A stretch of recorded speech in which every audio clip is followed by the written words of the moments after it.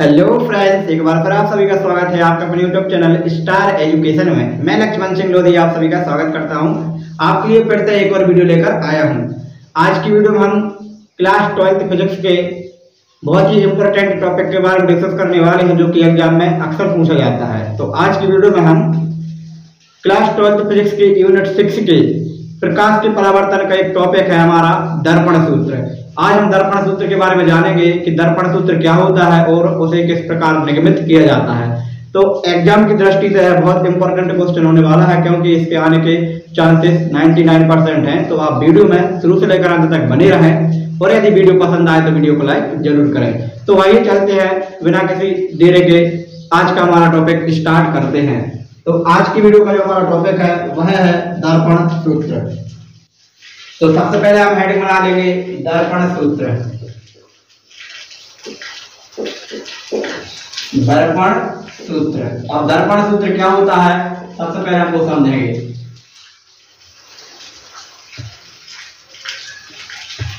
तो दर्पण सूत्र दर्पण की फोकस दूरी और दर्पण की वस्तु की दूरी तथा दर्पण से वस्तु के प्रतिबिंब की दूरी का एक संबंध होता है। तो हमारी परिभाषा क्या बनेगी कि वस्तु की फोकस दूरी, वस्तु की दूरी और प्रतिबिंब की दूरी में संबंध दर्शाने वाले सूत्र को हम दर्पण सूत्र कहते हैं। दर्पण सूत्र होता क्या है, तो इसका फॉर्मूला होता है 1/f = 1/v + 1/u। ये क्या है, दर्पण सूत्र है।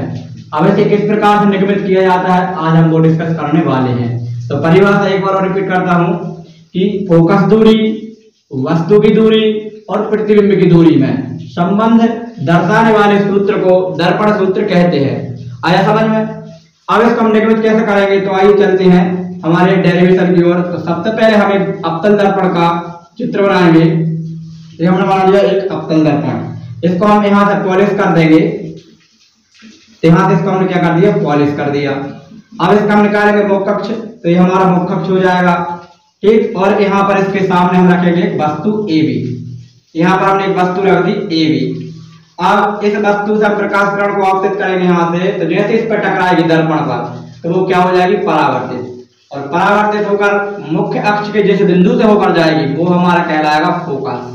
क्या कहलाएगा, फोकस, ठीक।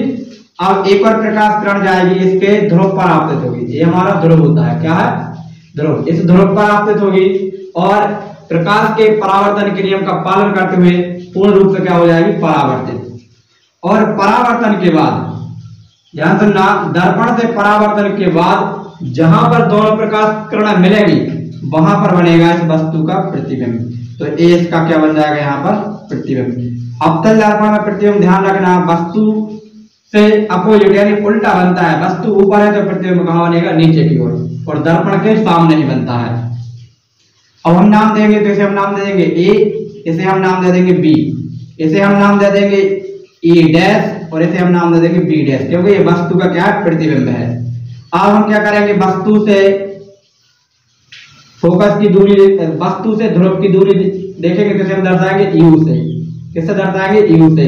ध्रुव से वस्तु तक की दूरी होती है हमारी U। अब ध्रुव से प्रतिबिंब तक की दूरी को हम दर्शाते हैं V से। किससे दर्शाते हैं, V से। और ध्रुव से फोकस तक की दूरी हमारी कहलाती है F, तो इसे हम दर्शाएंगे F से। अब हमारा एक बिंदु हो जाएगा यहाँ पर M, ठीक। यहाँ से हम लंब डालकर भी हल कर सकते हो, नहीं करना तो इसको ही लेकर चलेंगे हम बिंदु P को ही। बिंदु P से हम क्या कर देंगे, क्वेश्चन को सॉल्व कर देंगे। अब ध्यान रखना, अवतल दर्पण में अवतल दर्पण में क्या होता है, जो वस्तु होती है वस्तु की दूरी हमेशा नेगेटिव होती है। किसकी होती है, माइनस की। और प्रतिबिंब की दूरी भी माइनस की होती है। तो यहाँ पर लिख लेंगे प्रतिबिंब, तो प्रतिबिंब की दूरी भी किसकी रहेगी, माइनस की।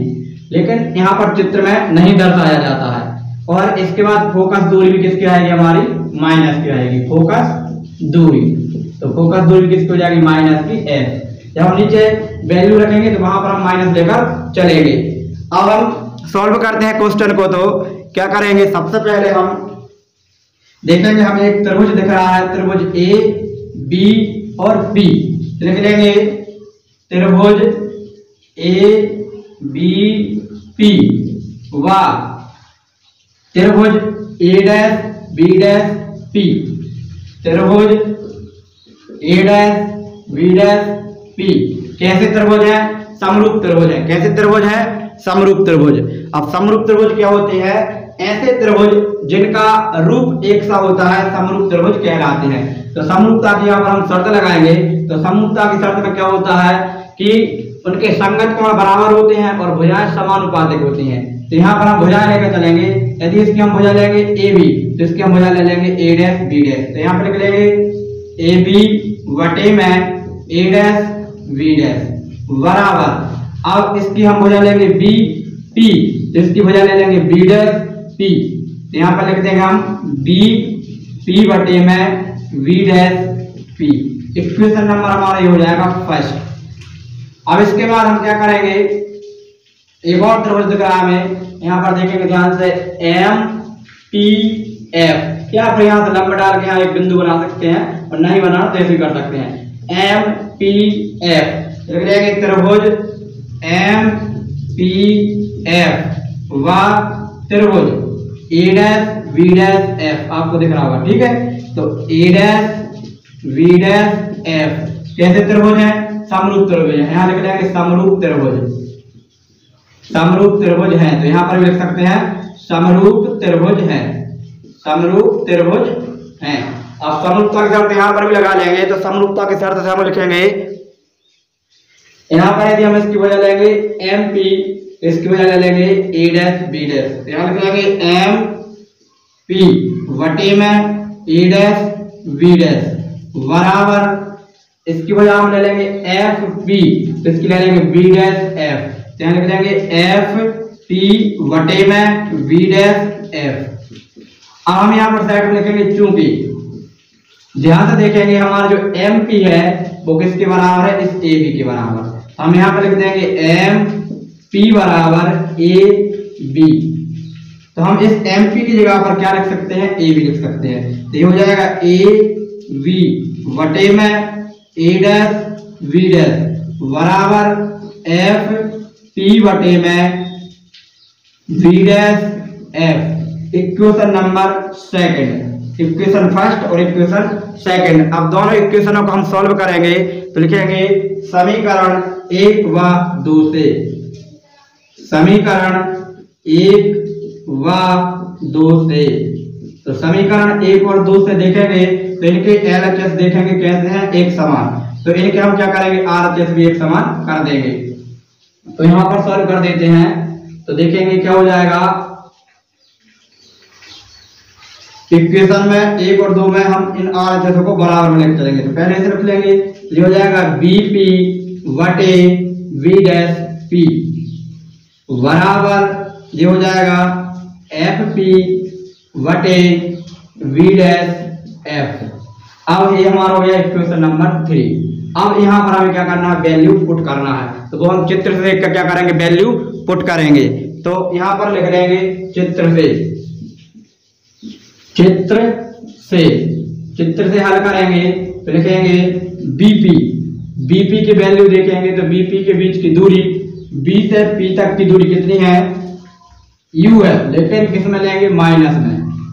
फिर इसके बाद देखेंगे वी डैश पी, तो वी डैश पी की बीच की दूरी कितनी है, बी डैश से पी की बीच की दूरी है वी, वो भी किस में लेंगे, माइनस में। फिर इसके बाद क्या आता है एफ पी, तो एफ से पी तक की दूरी, तो एफ से पी तक की दूरी कितनी है, एफ, ये भी किस में लेंगे, माइनस में। अब हमें चाहिए है वी डैश एफ, क्या चाहिए है, वी डैश एफ चाहिए है, लिखेंगे वी डैश एफ। अब वी डैश एफ कैसे निकालेंगे, देखो वी डैश एफ चाहिए तो हम क्या करेंगे, हर एक दूरी को हम ध्रुव से मापते हैं। तो हम क्या करेंगे, पहले वी डैश से लेके पी तक की दूरी देख लेंगे। तो वी डैश से लेके पी तक की दूरी कितनी है, वी है, यहाँ पर आप लिख लेंगे माइनस का वी।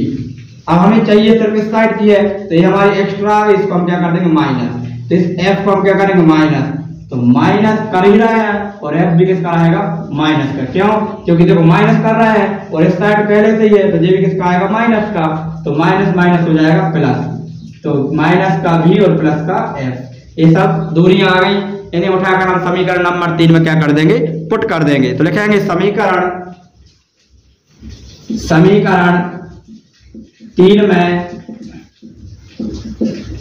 क्या 3 से मान रख देंगे। तो देखो बीपी का मान कितना है, माइनस का यू वटे बी डैश पी का मान कितना है, माइनस का वी बराबर एफपी का मान कितना है, माइनस के एफ वटे बी डैश एफ का मान कितना है, minus V plus F. Minus से माइनस कैंसिल, क्या बच गया, जो बच गया उसे हम लिख लेंगे। तो क्या क्या बच गया हमारा, u बटे v बराबर माइनस एफ बटे माइनस वी प्लस एफ। अब हम यहाँ पर करेंगे क्रॉस मल्टीपल, इसका गुणा यहाँ करेंगे और इसका गुणा यहाँ। यहाँ देखेंगे माइनस के v प्लस एफ का गुणा करेंगे u में, तो ये हो जाएगा u कोष्टक में माइनस v प्लस एफ बराबर v का गुणा करेंगे माइनस के f में, तो माइनस का एफ वी। अब इसके बाद हम क्या कर देंगे, अंदर गुणा कर देंगे, माइनस यू का गुणा इसमें तो माइनस के यू वी, और इसका गुणा करेंगे तो माइनस के सॉरी प्लस के हो जाएंगे यू एफ बराबर माइनस के एफ वी। अब हमारा एक इक्वेशन बन गया है। इस इक्वेशन को हम दो प्रकार से हल कर सकते हैं, यहाँ से यू कॉमन निकाल के भी हल कर सकते हैं, या फिर एक और सिंपल मेथड होगा। क्या करेंगे हम, इसमें हम यूवीएफ का भाग दे देंगे, ठीक है। क्या करेंगे, यूवीएफ का भाग दे देंगे। तो लिख लेंगे उपरोक्त समीकरण में